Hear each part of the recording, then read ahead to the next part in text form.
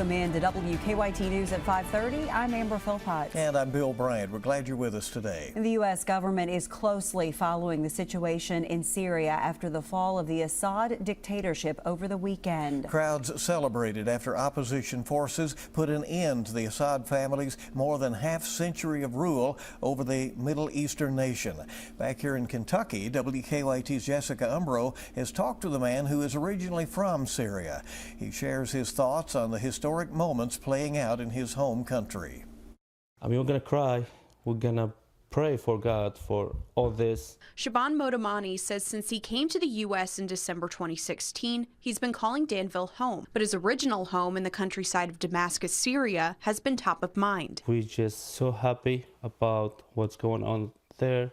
At least we can go back, see family, see friends. Motamani says while he's been grateful to call Kentucky home, he's hoping to reconnect with family overseas, some of whom have been jailed for much of the 13-year Syrian civil war. We are happy, but we get more happy if we find them alive. Shaban says as a father to young children, it's been especially difficult these past few days to explain what all of these changes mean, not only to the country, but for their family who are still in Syria.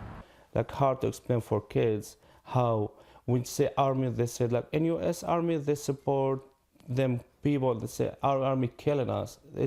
They can't understand what's going on. Motamani says in the past they haven't been able to mourn loved ones who they say have been killed during the country's civil war out of fear for retaliation. He says that's changed in recent days. My dad finally, he cried last night and we all cried, and he finally posted his brother picture in the Facebook saying he got killed from the army.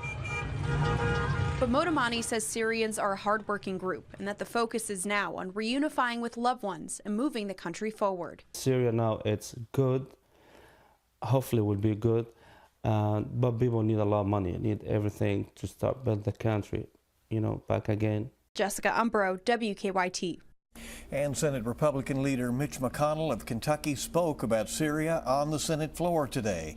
He says, quote, "It is quite clear that the recent lightning success of Syrian rebel groups is due in part to the distraction of the Assad regime's essential patrons.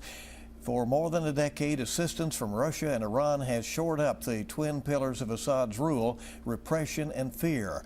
But today, McConnell went on, Russian attention and resources are tied up in protracted war of aggression in Ukraine, and Iran is busy propping up a network of terrorist proxies that Israel has dealt savage blows," end quote.